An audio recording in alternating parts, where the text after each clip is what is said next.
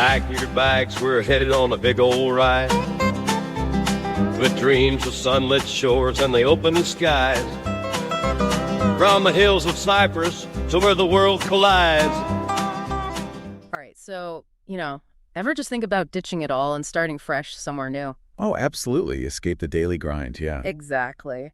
Well, that's what we're diving into today. A couple, Rob and Mandy, they traded the UK for the sunny shores of Cyprus back in 2006. Big life change. I always love following their blog, A New Life Planned in Cyprus. Me too. Yeah. And it's been a while since '06, so they've really settled into Missouri. But it's not just like beaches and relaxation, though I'm sure there's plenty of that. Oh, no, they dive headfirst into the local scene. Right, like they even went to a football match, Paphos FC versus CFR Cluj. Now, that's dedication to going local. Right. And get this, the Cluj coach was Dan Petrescu. No way. Former Chelsea player, right? The one and only. I mean, how cool is that? They even had a moment of silence for Sven-Goran Eriksson before the match. Wow, talk about a blast from the past. Right. You just never know what you'll find when you dive into local life. But, okay, enough about football. What about some food? Oh, they definitely indulge in the Cypriot cuisine. There's this one post, they're having lunch with friends from back in Cardiff at the Two Arches Taverna. Oh, I love a good taverna. So atmospheric. Where is it? It's in Prastio. Oh. Emea Kleftico. Ooh, Kleftico. Now that's some proper Cypriot food. The real deal. Slow-cooked lamb, all the herbs and spices, amazing. Sounds incredible. See, it's those kind of experiences that make a place feel like home. Absolutely, immersing yourself in the culture. Totally. And speaking of immersing, they also found themselves at a pool party at the Pizzuriana Hotel. Sounds fun. Was it a wild one? They didn't say, but there was a vocalist, Amy J. Nice. A little music by the pool, can't go wrong with that. Right, so they've got the local scene down, the food, a bit of relaxation. But these two, they also have the travel bug, big time. Yeah, their blog, it's almost overwhelming, all the places they've been. So where to even start? Well, the Vietnam trip, that was something else. Hanoi, Halong Bay, Hue. They really covered some ground. They did. Hoi An, Nha Trang, Ho Chi Minh City, even the Mekong Delta. Wow, that's ambitious. Right. And speaking of ambitious, you want to hear about a surprise upgrade? Always. Spill the tea. So on their Halong Bay cruise, they get bumped up to a deluxe suite. Oh, stop it. Can you imagine waking up to those views? Right out of a postcard. But it wasn't all luxury. They also had this funny story about an incense-making workshop. Oh, no. Did it go disastrously? It seems Rob, bless his heart, isn't exactly a natural at rolling incense sticks. Led to a good laugh, though. I can imagine. It's always those little mishaps that make the best stories, Absolutely. And then on a completely different note, they were talking about Hoi An at night. Oh, yeah, the lanterns. I've seen pictures. It's magical. They said it was like stepping into a dream.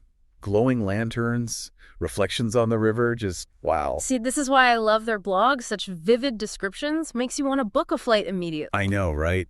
But hold on. Their Thailand adventures were just as incredible. Yeah. Bangkok especially, they said it was sensory overload in the best way possible. I can only imagine the sights, the sounds, the smells. Exactly. They described the crowds, the traffic, the heat, everything. But through it all, they kept talking about how kind everyone was. Oh, that's so heartwarming. It's easy to get caught up in the chaos, but those little acts of kindness, those really stay with you. Totally. Oh, and speaking of heartwarming, there's another classic, Mandyism. Oh, do tell. Those always crack me up.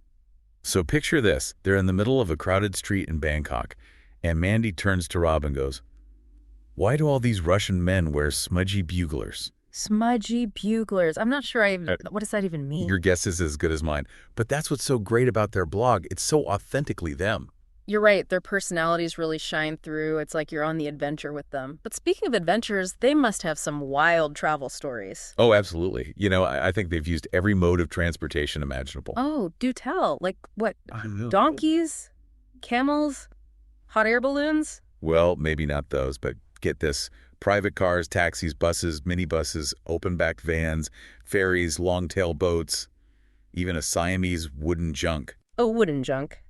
That's amazing. You don't hear about those every day. Right. And that's not all. They've also been on a dragon boat, various river craft, and, wait for this, A cyclo. a cyclo. Yeah. Those bicycle taxis, now that's adventurous. See, that's what I love about them. They're up for anything. They don't shy away from new experiences. Exactly. And they seem to find a good balance between luxury and, well, let's call it character-building experiences. Definitely. It's not about checking off destinations. It's about really immersing themselves in the journey, whatever that may look like. And it's clear they have a blast doing it. Their sense of adventure is contagious. Totally. But you know what really gets me about their blog? It's not just about the places they go. It's deeper than that. Yes. It's how they capture the feeling, the essence of a place. It's like they have this way of getting beyond the surface, you know. It's not just sightseeing, it's real, genuine experiences. They really connect with the places they visit and the people, too. Yes. And they don't shy away from the tough stuff either. Like they were talking about their visit to the War Remnants Museum in Ho Chi Minh City. Oh, wow. That's heavy stuff. Right. And they didn't sugarcoat it. They talked about how emotionally difficult it was, but also how important it is to learn from the past. Absolutely. Facing those difficult parts of history, it's never easy, but it's so important. And it sounds like they really allowed themselves to feel the weight of that experience. They did, and they wrote about it so honestly. Mm. But even with those tough moments, there's this underlying sense of hopefulness in their blog. I get that. They find joy in the little things, the connections they make. Remember that story about the hidden temple in Bangkok's Chinatown? Oh, yes. Not just the temple itself, but the chanting. They were so moved by it. It's like they stumbled upon this little pocket of peace right in the middle of the city. Those are the moments you remember. Absolutely. And speaking of remembering, they also talked about those Mekong Delta smiles. Ah, yes. Simple, but so powerful. Right. Just the warmth and generosity of the people they met. It makes you realize sometimes the most meaningful experiences are the ones you least expect. Exactly. And that's what Rob and Mandy do so well. They capture those unexpected moments of beauty and connection wherever they go. So I guess the takeaway here is it's not just about the where, it's about the how. Perfectly said. It's about being open to new experiences, connecting with different cultures, really immersing yourself in the journey. And embracing the unexpected, whether it's a surprise upgrade on a cruise or a hilarious mishap with incense sticks. Or a chance encounter with a smudgy burglar. Only Mandy could come up with that one. So as we wrap up this deep dive, what are your final thoughts? What can our listeners take away from Rob and Mandy's adventures?